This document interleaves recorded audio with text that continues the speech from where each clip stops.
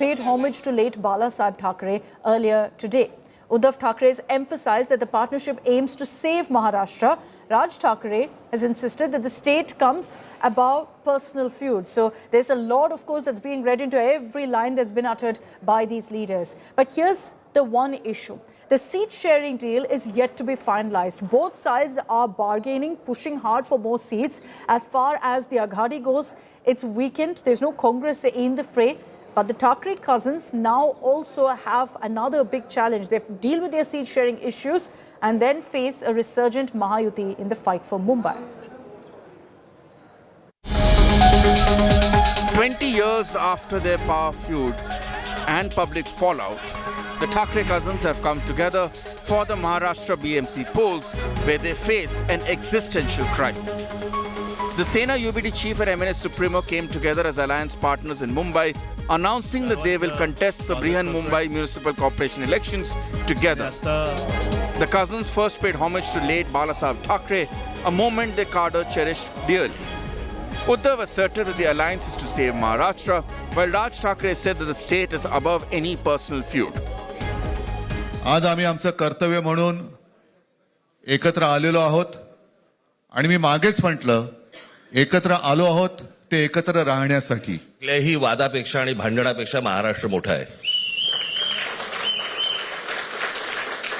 आणि मला असं वाटतं तिथून त्या आज आम्ही एकत्र येण्याची सुरुवात त्या वाक्यापासून झाली की बरेच दिवस ज्याची प्रतीक्षा महाराष्ट्र करत होता ती शिवसेना आणि महाराष्ट्र नवनिर्माण सेनेची युती झाली हे आज आम्ही आपल्याला जाहीर करत आहोत.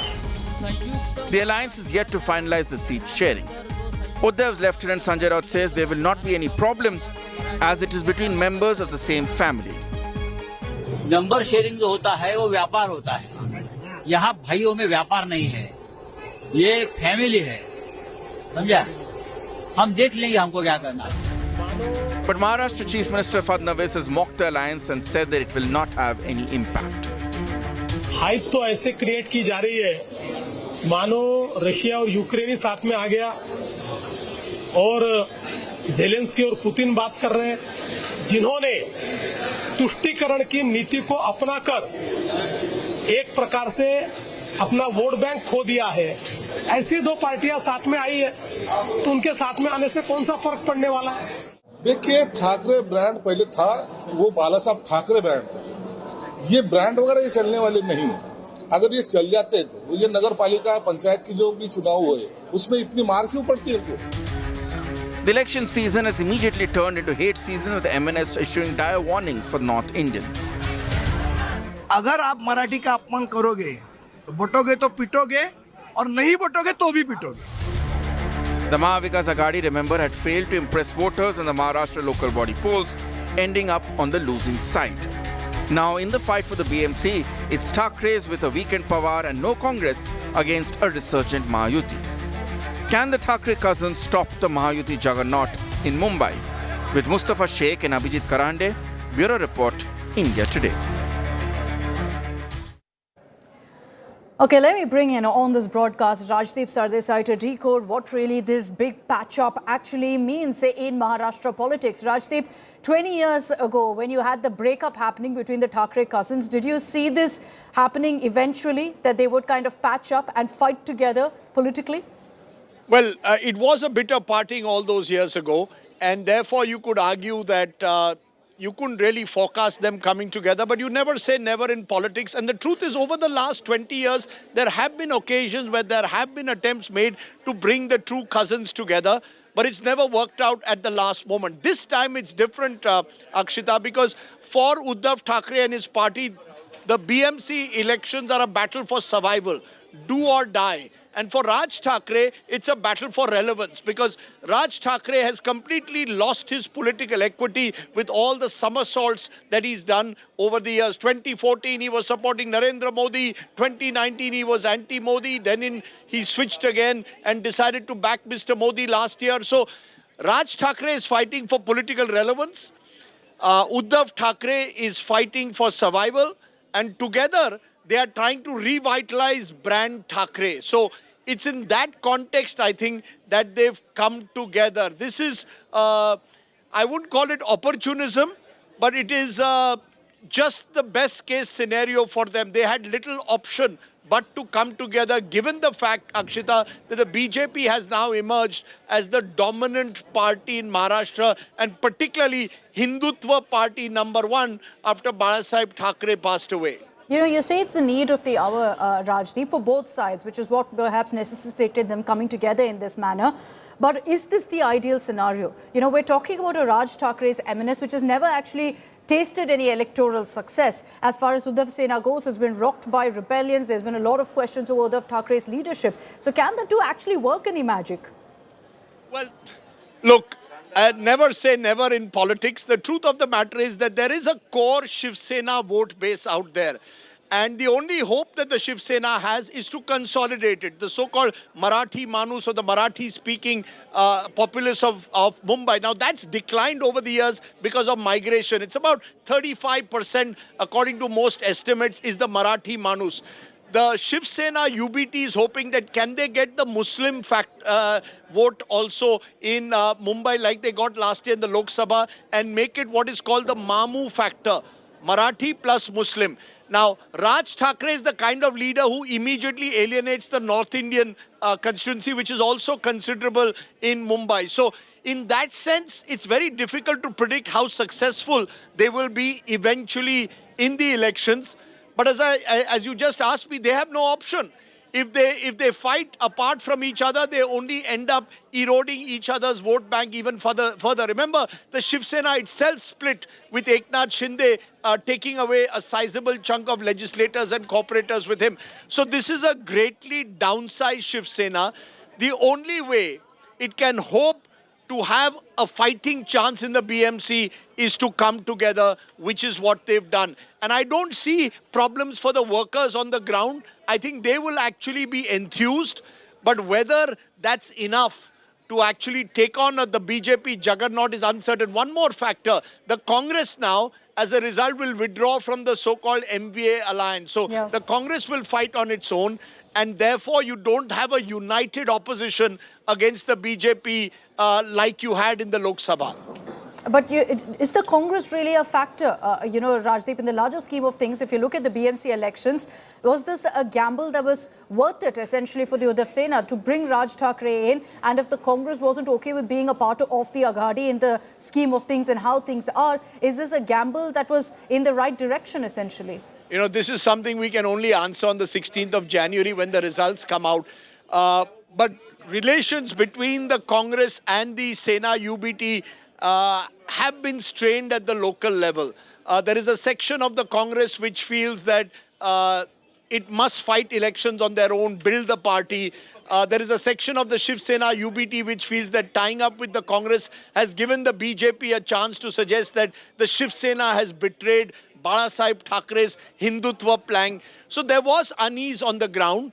In that sense, the Shiv Sena, UBT and the MNS coming together on the ground, as I said, could enthuse the cadres.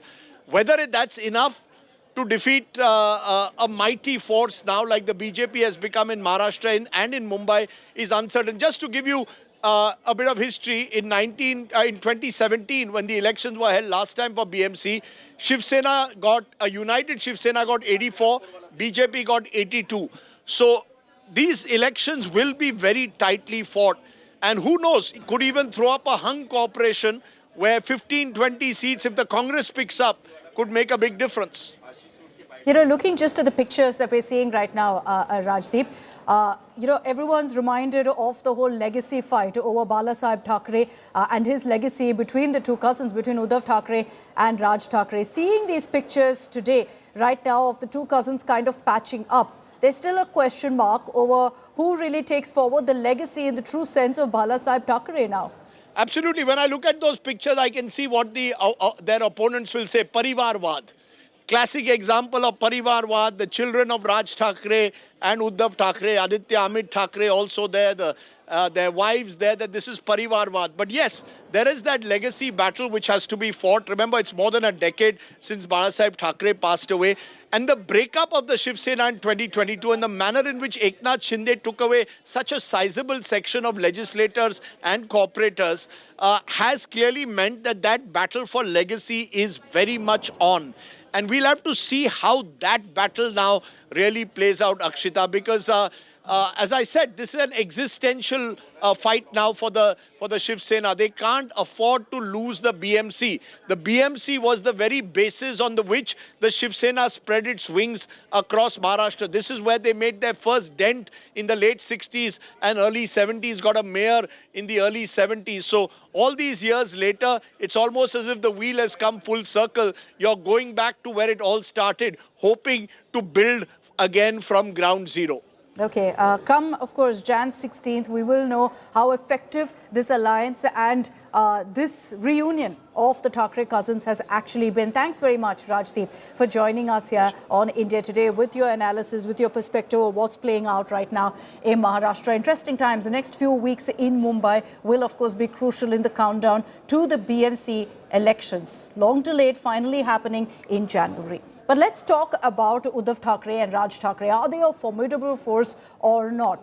Let's look at really their strengths and weaknesses. You know, we're looking at essentially a coalition strength because it brings together the Thackeray heirs to counter BJP's dominance and therefore tap into a vote bank that is largely the BJP's. They're counting on that, on consolidating that vote bank. They also, of course, will be focusing on Mumbai. There's a strong presence there. Shiv Senics, of course, are known to be very, very strong in Mumbai, in Pune. But it's not just the urban pockets, but also rural parts of Maharashtra, where they're hoping that they have a wider voter base that now comes together. It's no longer split. Both sides together brings that vote bank together. It also balances regional caste and ideological representation in the state. So you have, in a sense, a political balance that's been formed with the Thackeray cousins coming together. As far as governance goes, now there is experience in the sense that you've got Uddhav Thackeray, who's been the chief minister previously. And so there is that aspect of governance experience, handled crises like floods and COVID. Now, that is one aspect that they will constantly campaign on as well. They will also be looking at consolidating anti-BJP votes and improving chances in state and local elections. But to this, the challenge will also be that you've got, the Congress that's not a part of the Aghadi. And so there will be a big question mark on whether because of that, it will be split further. You don't have a united Aghadi per se. So that unity message has also been dented. But the BMC polls are going to be a litmus test for every single party. As far as local governance goes, it controls key services, water, roads, sewage, hospitals. And so every party is giving it their all. Very, very importantly, it's the richest body. BMC has a municipal budget of 40,000 crore rupees for city projects, which is why political parties will be scrambling to get control of the BMC. It also shows the public mood and hints at state election trends. It's every single time an aspect to watch out for. What really the mood is on ground from local polls. Now, winning the BMC boosts grassroots strength. It boosts influence in Mumbai, in a very urban pocket of Maharashtra. But also, as far as the Mahavikas Aghadi goes, losing the BMC may be the final nail in the coffin. If they lose, will the Thackeray cousins still stay together? Or will they separate, saying this experiment hasn't really worked? This is a failed experiment. We're going to continue tracking what's really playing out in Maharashtra. Let's cut across to a news break coming in.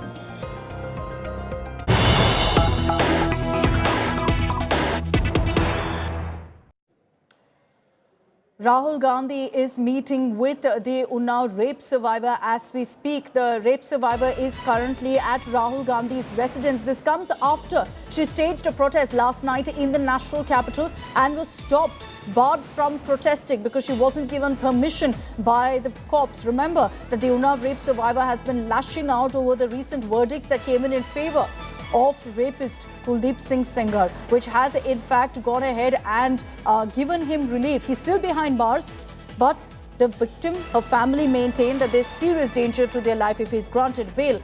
Now, the rape survivor has also said that she would like to meet with the Prime Minister and Home Minister Amit Shah to put forward her grievances as well, maintaining that Kuldeep Singh Senghar is a threat. आपकी बात हुई है राहुल जी से, क्या बोला उन्होंने क्या बोला? हमें मिलना है, हमको अपने सारे दुख तकलीफ बताना है, क्या हमारे साथ में हुआ है। मैं पीएम से ही मिलने के लिए बोल रही हूँ और अमित शाह से भी, प्राइम मिनिस्टर से भी, मैं राष्ट्रपति, एक महिला है मैं उनसे मिलना चाह रही हूँ। क्या चाहेंगे आप? राहुल ने क्या बोला? मैं न्याय चाहती हूँ, न्याय। मैं सबसे मिलना चाहती हूँ, मैं सबसे मिला अपना दुख दर्द बता सकती हूँ, बता दूँ मेरे साथ अन्याय हुआ है। We bring in Rahul Gautam for more details on this. Rahul, dramatic scenes playing out there with Rahul Gandhi extending a message of solidarity to the Uddhav rape survivor and her family. Rahul Gandhi also had questioned the manner in which she was treated last night at India Gate when she chose to stand there in protest.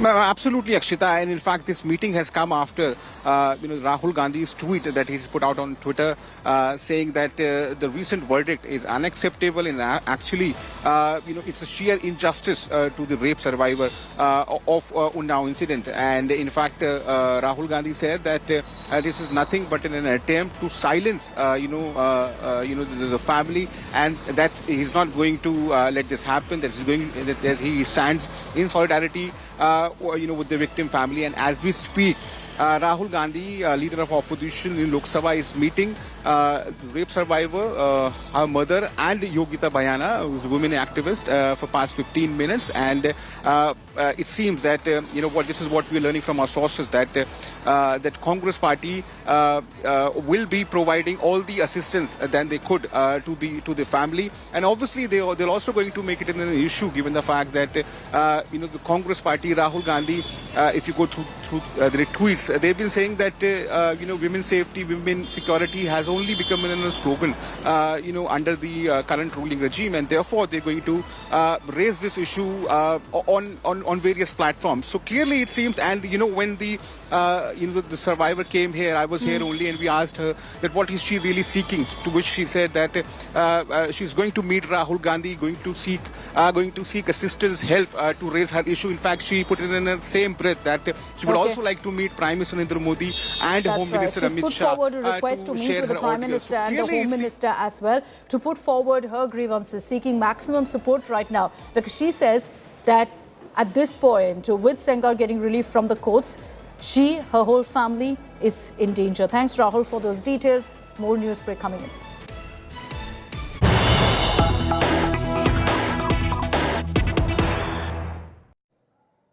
Now, the Delhi government has revoked GRAP 4 as air quality in the national capital improves. What this essentially means is that several restrictions that were put in place in Delhi have now been removed. This is with regards to vehicular movement into the national capital, construction work at certain times. All of those particular curbs will now be lifted. With GRAP 4 being revoked, we'll see GRAP 3 being put in place in the national capital. And this because there's been just about a marginal improvement in air quality. It is still, let's be very clear, an SOS in the national capital. Situation is still very bad. Some would argue that maybe the air quality has gotten better because GRAP 4 was in place. So can we really afford to see this kind of steps being taken right now? Milind Sharma is joining us with more details on this.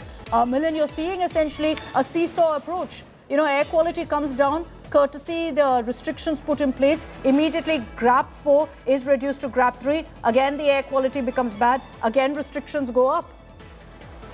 Well, that's absolutely right, Akshita, because here we see that the air quality came down to the poor category in 270s. And right now, if you lift the GRAP restrictions, again, we'll be looking at the same scenario and we'll be back to where we were from the start. And that seems to be the problem with the way CAQM has been imposing and removing the GRAP restrictions, because ideally the GRAP restriction should stay at least throughout the winter. We've had a western disturbance. From that, we have had higher wind speeds that has held dispersed particulate matter in the air, but that does not mean that the pollution has reduced. And which is why the CAQM has also quoted the Indian Meteorological Department saying that there have been conducive weather conditions. However, in the coming days, I should tell you, because I also cover the IMD, the weather conditions are going to deteriorate once again. And we are going to look at, the trapping of particulate matter around the 27th and 28th again. So is the CAQM going to impose the GRAP 4 restrictions again? We're going to go back and forth like this. And certainly what you just said, this is a seesaw approach that the government is taking on restrictions being removed at the moment where we need them the most. You know, there will be serious questions about what is the scientific planning being done to tackle pollution instead of responding to what's happening around us. Thanks very much, Milind, for joining us with those details. GRAP 4 now being revoked in the national capital. As Milind tells us, with the current pollution levels, the environment as it stands, the weather conditions, you're going to see pollution levels shoot right back up. All right, let's talk about an India Today investigative report as well. GRAP 4 till now has been in effect in Delhi, which also means that every car that enters into the national capital region needed PUCs, which is pollution certificates. What we've seen now is that there is no checks, no fear, no accountability. There's a blatant breach of rules meant to keep Delhi's air breathable, those rules being flouted left, right and centre. PUC certificates, those pollution control certificates that cars, vehicles are supposed to have, they're now available for a very small price. Corruption exercise out in the open. Essentially, the idea is that people don't need to go and check their vehicles. They get these pollution certificates just by paying a certain amount and so will not get caught by the cops. Outside Jyotinagar police station in northeast Delhi, a BS4 Swift car with the registration number DL12CH0139 stands parked. Its pollution certificate expired on the 5th of November 2023.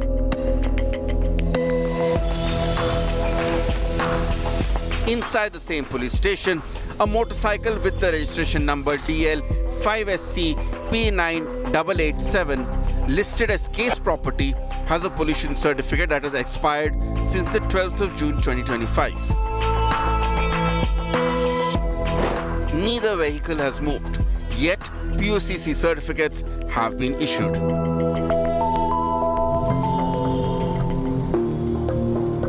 At a Delhi government-authorized PUCC center in Gokulpuri, a special investigation team meets the operator Harsh Khanna. We pose as car dealers and say that our vehicle is overheating and cannot be brought for testing.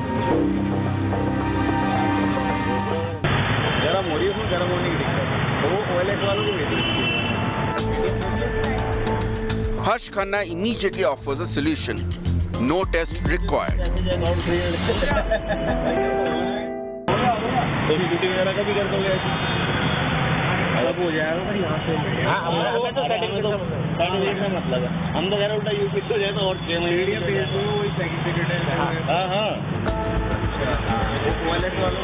When asked whether the certificate will be made from Ghaziabad, Harsh insists that it will be issued from Delhi itself. Insurance पूरा खाते हैं POC करवाना POC में बात करना जैसे आप POC में बात करना तो आप कैश भी दे दो कैश में पैसे कोई नहीं मेरे को व्हाट्सएप पे भेज दो नंबर दे दो और मैं आपको पीडीएफ भेज दूंगा देखो यहाँ से मैं कुछ नहीं कर सकता इंश्योरेंस पूरा खाते हैं. We question the authenticity of the certificate.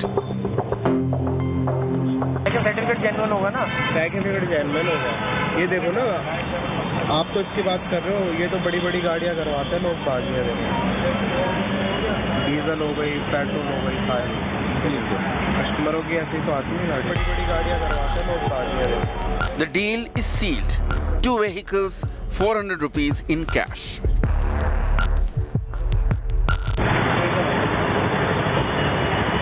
मैं 2 गाड़ियों का नंबर भेज दूंगा आपको फोटो खींच के हाँ भेज ठीक है ना मैं पीडीएफ भेज दूँगा आपको मैंने 400 रुपये आपको दिया ठीक है क्या है डीजल है साई पेट्रोल की दोनों पेट्रोल है ना ठीक है आज मैं पूछ रहा हूँ मैं जैसे भेजूँगा कितनी देर में आ जाएगा भाई मुश्किल से मुश्किल 10 मिनट ठीक है. 10 minutes later, exactly as promised, PUCC certificates arrive on our phones without any vehicle inspection, without any pollution test. This is the PUCC scam in Delhi, where certificates are sold all over WhatsApp and toxic vehicles keep running, and the law applies only to the common citizen. With Nitin Jain in Delhi, an India Today special investigation team report.